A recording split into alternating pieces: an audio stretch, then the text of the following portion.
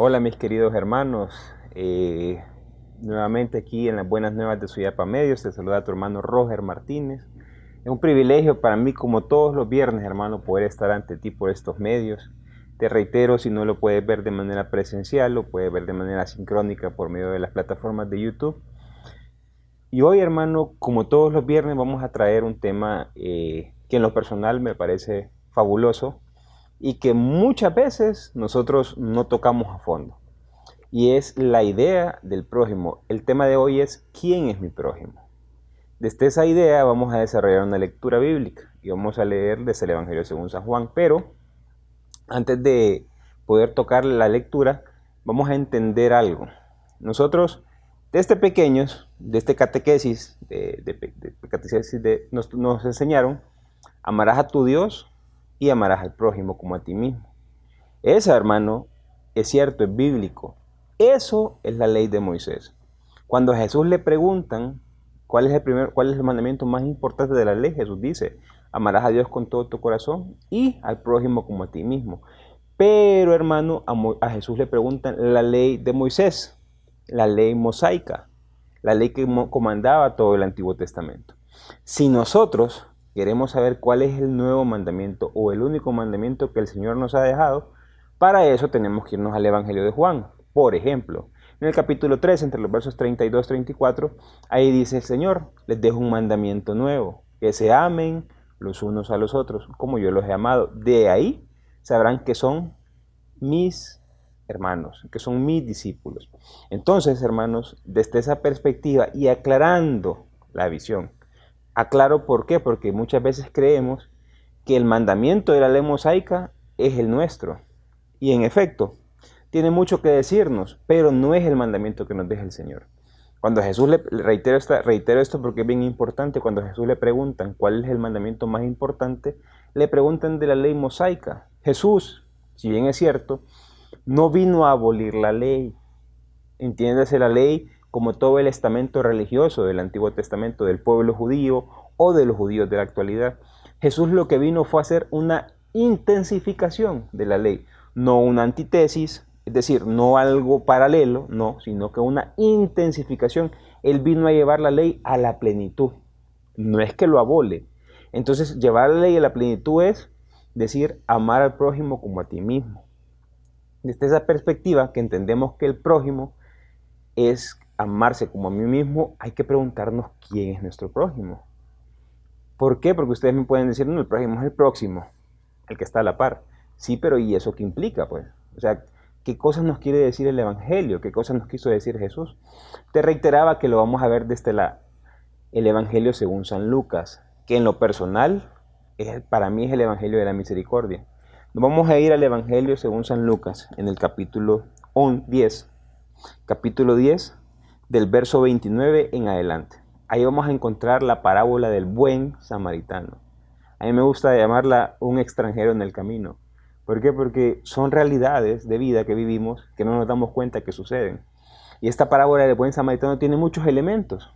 E iremos viéndola parte por parte. Si has estado conmigo en los viernes pasados, te darás cuenta que yo agarro la lectura y voy parte por parte. Voy parte por parte. ¿Por qué? Porque así siento yo que se le puede exprimir lo que el Evangelio nos quiere decir. Entonces, verso 29. Pero él, queriendo justificar, preguntó a Jesús: ¿y quién es mi prójimo? Jesús respondió: bajaba un hombre de Jerusalén a Jericó y cayó en manos de unos bandidos, que después de despojarlo y darle una paliza, se fueron, dejándolo medio muerto. Casualmente bajaba por aquel camino un sacerdote, que al verlo dio un rodeo. De igual modo un levita, pasando por aquel sitio, lo vio, dio un rodeo. Pero un samaritano que iba de camino llegó junto a él y al verlo tuvo compasión. Se acercó, vendó sus heridas y echó en ellas aceite y vino. Lo montó luego sobre su cabalgadura, lo llevó a una posada y cuidó de él. Al día siguiente sacó 2 denarios y se los dio al posadero diciendo: cuida de él, y si gastas algo más, te lo pagaré cuando vuelva. ¿Quién de estos tres fue el prójimo del que cayó en las manos de los bandidos? Él respondió: el que practicó la misericordia con él, diciéndole Jesús: vete y haz tú lo mismo. Palabra del Señor. Gloria a ti, Señor Jesús. Miren qué hermosa parábola, hermanos. La parábola del buen samaritano. Yo sé que probablemente esta es una de tus parábolas favoritas. Probablemente has escuchado muchos predicadores hablar de ella, pero yo me quiero centrar en unas cuestiones elementales. Desde mi perspectiva son elementales. Previo a este diálogo que tiene Jesús con esta persona, con el legista, le preguntan a Jesús. Dice que lo ponen a prueba y le preguntan cuál es el mandamiento más importante. Entonces viene Jesús en los versos 25 al 27, le responde: amarás a tu Dios por sobre todas las cosas y al prójimo como a ti mismo. Y dice Jesús: en esto consiste la ley. Pero reitero, lo que hicimos, la premisa que hicimos antes, es la ley desde el Antiguo Testamento, la ley mosaica. Entonces Jesús lo que hace es intensificar la ley. Para eso, vamos a tomar la lectura del buen samaritano. Miren lo que dice. Le pregunta el legista: ¿y quién es mi prójimo? Esa pregunta va a manejar toda la enseñanza. ¿Quién es mi prójimo? Es el tema de hoy. ¿Y quién es mi prójimo? Le pregunta el legista a Jesús. Primero le dice Jesús: bajaba un hombre. Ojo al primer dato. Bajaba un hombre, o sea, un ser humano, un hombre de carne y hueso, un hombre con problemas, con situaciones, con circunstancias, con dificultades diarias. No era un templo, no era un animal, no, es un hombre. Negro, blanco, chele, amarillo, gordito, homosexual, mujer, quien sea, pero es un hombre. O sea, está englobando el género humano. Está dando la primera gran idea. El prójimo es un hombre. Es una persona del género humano, sin distinción. Jesús no distingue quién es este hombre. Jesús no dice: es un hombre alto, un delgado, un ojos verdes, un pelo rubio, no sé, qué sé yo, no sé. Jesús no hace distinción. Lo primero que dice es un hombre. O sea, alguien del género humano. Después le dice Jesús: bajaba un hombre de Jerusalén a Jericó. Cayó en las manos de unos bandidos que, después de despojarlos, le dieron una paliza. Se fueron dejándolo medio muerto. Casualmente bajaba por ahí un sacerdote. Ojo, que al verlo dio un rodeo. Analicemos la figura del sacerdote. En el tiempo de Jesús, en el tiempo del primer siglo, probablemente hasta el año 1200 a.C., después de la repartición, vamos a hablar desde la historia de salvación. Reitero, desde la historia de salvación, o sea, desde la historia bíblica. En el tiempo de Moisés, después de las 12 tribus, quedó una tribu que se llama los Leví. Esta tribu eran los que se encargaban de los asuntos del templo. Entonces, también cuando estaba el reinado del rey David, y después con Salomón, había un sacerdote que se llamaba Sadoc. Con Sadoc nace una nueva tribu sacerdotal, que son los saduceos. Y en ese tiempo el sacerdote era muy diferente del levita, que venía de la tribu de Leví. El que nos están mencionando en este momento es el sacerdote, el proveniente de la tribu de Sadoc, que venía también de la legión de Aarón. Entonces, ¿qué pasa con ese sacerdote? Eran los que intercedían ante Dios. Eran los que podían entrar a la parte. Había un sumo sacerdote, pero también habían sacerdotes. Eran los que podían llegar más cerca del entendimiento de dónde estaba Dios. Ya hemos visto en otras enseñanzas, hermanos, de que para el pueblo judío de aquel siglo, Dios solo estaba en el Santo Santorum, o sea, en el templo, en una cajita chiquita. Ahí era el lugar de Dios. Y quien tenía acceso ahí era el sumo sacerdote una vez al año. Y después los sacerdotes eran los que estaban ahí intercediendo ante Dios. Y miren lo que dice Jesús. El sacerdote, el elegido por Dios, bajo la concepción de aquel tiempo, mira a la persona que está malherida y da la vuelta. O sea, no tiene ni la dignidad de ver qué le pasó a esta persona. Esta persona que se creía estaba relacionada con la divinidad, al ver un ser humano, no hace nada por él. Lo que hace es huir. ¿Por qué? Porque la ley de aquel tiempo le decía que cualquier persona que estaba emitiendo flujos sanguíneos, como la sangre en este caso, era un impuro, era un rechazado por Dios, era una persona que no era digna, que no era pura. Entonces, ¿qué hace el sacerdote? Pone la ley, pone los preceptos, pone los ritos, pone los mandamientos encima de la vida humana. Y Jesús dice, no, mi hermano, por ahí no es. El sacerdote, ojo, que era el que intercedía, que era el que estaba en la presencia de Dios, cuando ve a un ser humano malherido, lo que hace es huir. Lo que hace es alejarse. No lo mira, no lo vende, no hace nada. Huye aquel que era un ser preservado para estar en presencia y para interceder por el pueblo. Cuando le toca interceder, huye. Y dice Jesús, no, ese no es el prójimo. Miren qué hermosa esta figura del sacerdote. Jesús no, es tan claro que nos muestra que no hay que actuar como el sacerdote de la parábola. ¿Por qué? Porque no va por el prójimo. Lo ve sangrando y él considera que se puede hacer impuro él por unas leyes que estaban por encima del ser humano. Y miren lo que dice después. De igual manera pasó un levita que pasaba por ahí, lo vio, dio un rodeo y se fue. Lo mismo pasa con los levitas. El levita, que era de la tribu de Leví, los encargados del templo, no eran intercesores, pero eran los encargados del templo. Los encargados de estar donde está Dios, con la divinidad. Hace lo mismo que el sacerdote. Mi hermano, yo te pido que no te muevas de tu lugar. Vamos a seguir viendo esta parábola hermosísima después de una breve pausa.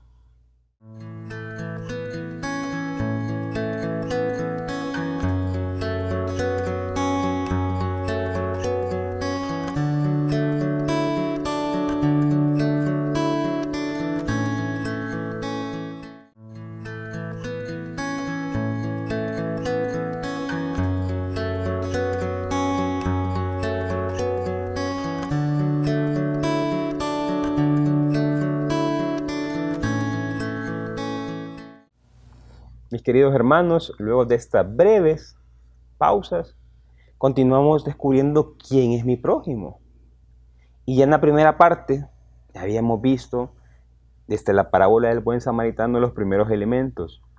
Mirábamos que el prójimo es un hombre, o sea, alguien del género humano, sin distinción, sin etiquetas, sin prejuicios. Era un hombre. Luego mirábamos que lo habían golpeado, lo habían dejado casi muerto, le habían robado todas sus pertenencias y empezaron a bajar ciertas personas. Primero pasa un sacerdote, yo te decía, el sacerdote el que intercede ante Dios, allá en lo que se entendía de Dios de aquel tiempo, que es muy diferente a lo que entendemos hoy. Y él dice, no lo puedo tocar porque me hago impuro. Aparte del sacerdote pasa un levita. El levita, como veníamos viendo, era el que cuidaba del templo. Era el que cuidaba los asuntos religiosos del templo. Recordemos que para la mentalidad del primer siglo, para la mentalidad judía del primer siglo, Dios solo habita en el templo. Dios habita como en círculos concéntricos. Entre más cerca del templo, más está la presencia de Dios. O sea, por eso Jerusalén era la ciudad santa. Ya si nos alejábamos un poco a Samaria, ya Dios casi no llegaba por allá. Y si no digamos Galilea, que está más adelante. Ahí, por eso cuando Jesús viene y como profeta dice, ¿y qué va a salir de Galilea? ¿Por qué? Porque se entendía que Dios no llegaba hasta allá. Y fuera de Palestina del primer siglo no llegaba. Entonces, este levita, que era el encargado de estar ahí cerca de la divinidad, mira al golpeado y se va. ¿Por qué? Porque en la mentalidad del primer siglo, estas personas que sufrían ese tipo de acontecimientos, era porque Dios les enviaba los castigos. Era porque Dios los rechazaba, porque probablemente eran pecadores, porque probablemente no cumplían los ritos, no eran cumplidores de leyes ni de preceptos. Entonces, al no ser justificados ellos por la ley, Dios les mandaba rechazos. ¿Y cómo eran los rechazos? Con enfermedades, con tragedias, con asesinatos, con golpes, y a esta persona Dios le estaba mandando un rechazo. Así lo ve Levita. Y dice, si Dios lo rechaza, yo también tengo que rechazarlo. Y él ni lo toca, ni se acerca a él. Lo ve de lejos, da una vuelta y se va, porque dice, este es rechazado por Dios. Y a mí no me compete ayudarlo. Porque se entendía, hermanos, y eso también quiero dejarlo claro. En el tiempo de Jesús se entendía el prójimo como mi hermano de tribu. Nada más. Si ya no era de mi grupo de tribu, ya no era mi prójimo. Y esa es la pregunta que le hacen a Jesús. ¿Quién es mi prójimo? Y Jesús, sabiamente, con una inteligencia espectacular desde la visión de Lucas, nos muestra dos figuras grandísimas que se creían que estaban con la divinidad, el sacerdote y el levita. Y como dijo con el sacerdote, ese no es mi prójimo. Él lo que hace es irse. Tanto el levita como el prójimo no lo hacen. Y miren quién viene después. Continúa la lectura. Pero un samaritano que iba de camino llegó junto a él y al verlo tuvo compasión. ¡Qué belleza, hermano! Un samaritano. Recordemos para el tiempo del Señor. Yo hablo mucho del tiempo del Señor, pero es que no podemos entender estos textos si no nos vamos a aquella época. No se puede entender el Nuevo Testamento si no nos vamos a esa época. En el tiempo de Jesús un samaritano era un impuro. ¿Por qué? Porque después del rey David, rey Salomón, y con Jeroboam hay el cisma. Se desprenden las dos tribus, tribu del norte con Samaria y tribu del sur con Judá. Según las personas que redactan el Antiguo Testamento, los samaritanos fueron infieles. ¿Por qué? Porque en el destierro de Asiria se mezclan con los asirios. Hoy, históricamente y con técnicas de arqueología nos damos cuenta que eso no fue así. Pero desde este entendimiento de los escritores del Antiguo Testamento, muestran a los samaritanos como impuros.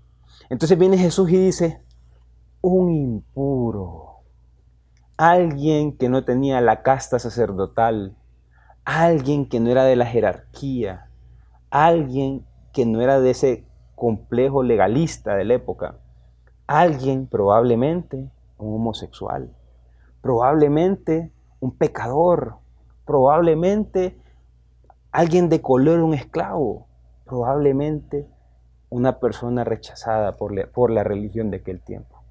Y lo que hace esta persona, ve al que está golpeado y se compadece, dice. En griego es splagnizomein. Lo que hace es contraerse hasta las entrañas. Este hombre, este man, lo que hace es temblar. Lo que hace es que se le ruedan las lágrimas. Lo que hace es que se compadece hasta el corazón. Pero no se queda en puritanismo y solo, ay, me compadecí, se me salen las lágrimas y me voy. No, lo que hace es actuar. Miren lo que hace, miren las acciones que él hace. Se acerca, lo venda, lo cura, lo monta, cuida de él, lo lleva y lo protege, dándole de lo suyo. 7 acciones de la misericordia. En todo el Evangelio de Lucas, cada vez que hay un acto de misericordia, hallaremos 7 acciones. Lo primero que hace es que se acerca y lo venda. Hermano, y uno se pregunta, ¿y es que este samaritano era de la Cruz Roja o qué? Pues ¿por qué anda el botiquín de primeros auxilios?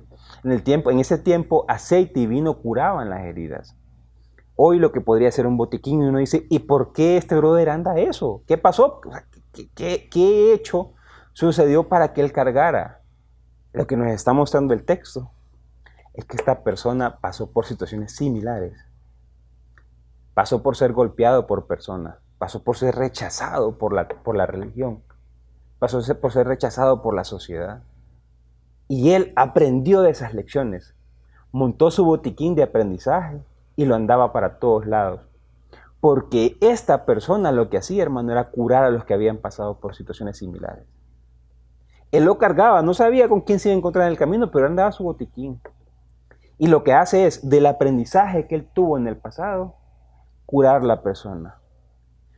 Vendarlo, ponerle aceite, ponerle vino, lo que podríamos hoy decir, echarle metiolato, costurarlo, qué sé yo, lo que sea para poder curarlo.